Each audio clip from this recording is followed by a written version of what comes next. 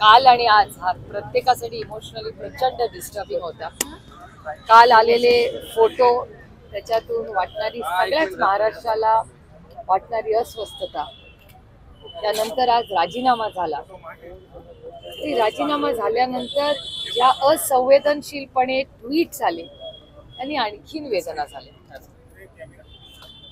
पुण्याचे पालकमंत्री, राज्याचे उपमुख्यमंत्री आणि माननीय भुजबळ साहेब हे दोघंही म्हणाले की नैतिकतेवर पक्षाने निर्णय घेतला, पण ज्याच्याबद्दल निर्णय होता त्यांनी काहीतरी वेगळंच मत मांडलं। किती असंवेदनशील लोक असू शकतात याचं उदाहरण त्यांच्या स्वतःच्याच ट्विटमध्ये आज दिसून आलं। पण हे खूप दुर्दैवी आहे आणि ज्या क्रूर पद्धतीने संतोष भाऊची हत्या झाली, 84 दिवस झाले सातत्याने या गोष्टी, वेगवेगळ्या गोष्टी बाहेर आल्या।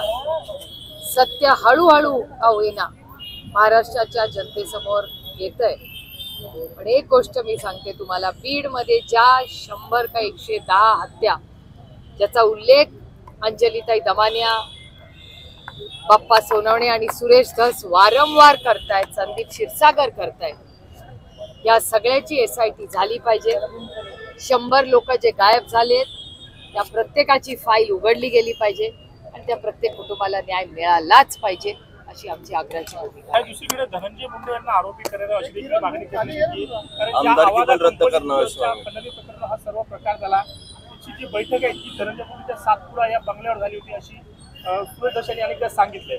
त्या दृष्टीने मात्र काही तपास होणार दिसत नाही। होईल ना, होईल, आम्ही करायलाच लावू, कारण का ही हत्या आहे, क्रूर हत्या आहे आणि जो कोणी या हत्येमध्ये सहभागी झाला त्याला आरोपी केलंच पाहिजे आणि त्या ज्यांच्यामुळे हत्या झाली त्यांना शिक्षा ही झालीच पाहिजे, ही आमची मागणी आहे।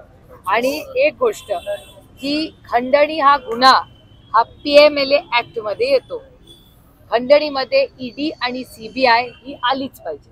त्याच्यामुळे ED आणि CBI कडे मी मागणी करणार आहे दिल्लीला गेल्यावर की याची सखोल चर्चा आणि इन्क्वायरी झाली पाहिजे। सरकारकडून असं सुचवलं जात आहे की धनंजय मुंडे यांना या गुन्ह्यामध्ये को-कॉन्स्पिरेटर किंवा आरोपी करायची काही गरज नाही, असं सूत्रांकडून समजतंय। सरकार त्या तयारीमध्ये नाहीये। बघूया ना, जे प्रूफ बाहेर येईल।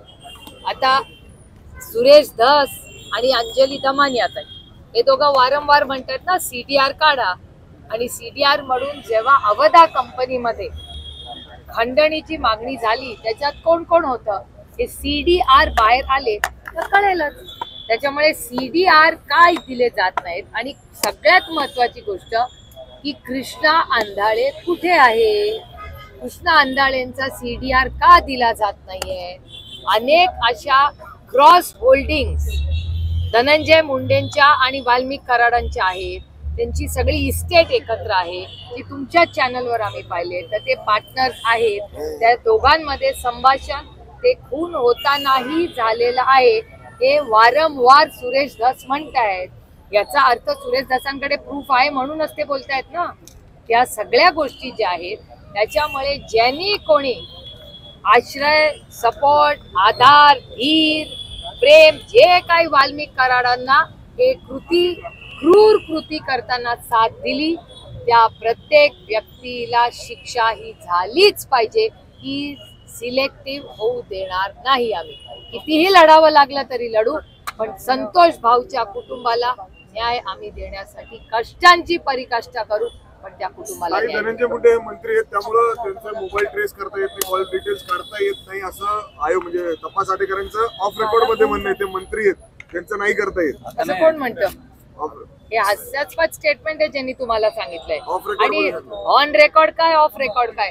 कुणाचा मोबाईल रेकॉर्ड करण्यासाठी तुम्ही विसरला का?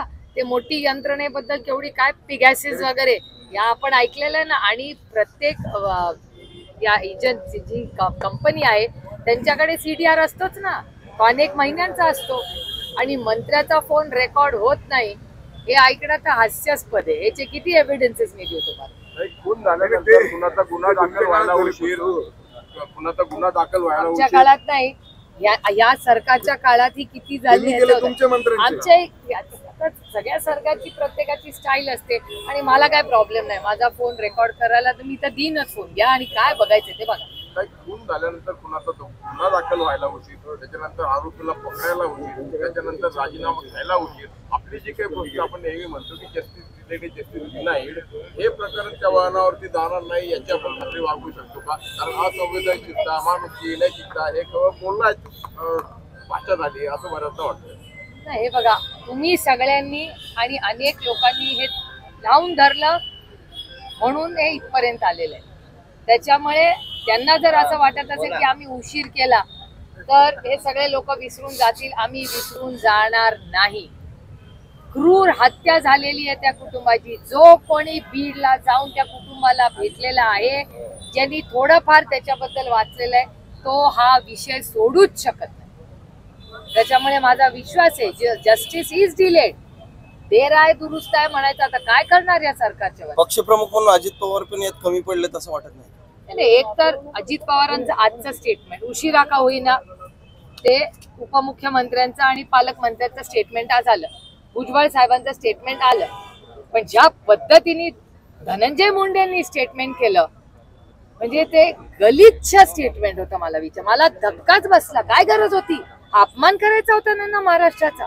हा महाराष्ट्राच्या जनतेचा, देशमुख कुटुंबाचा आणि स्वतःच्या नेतृत्वाचाही अपमान केलाय ते.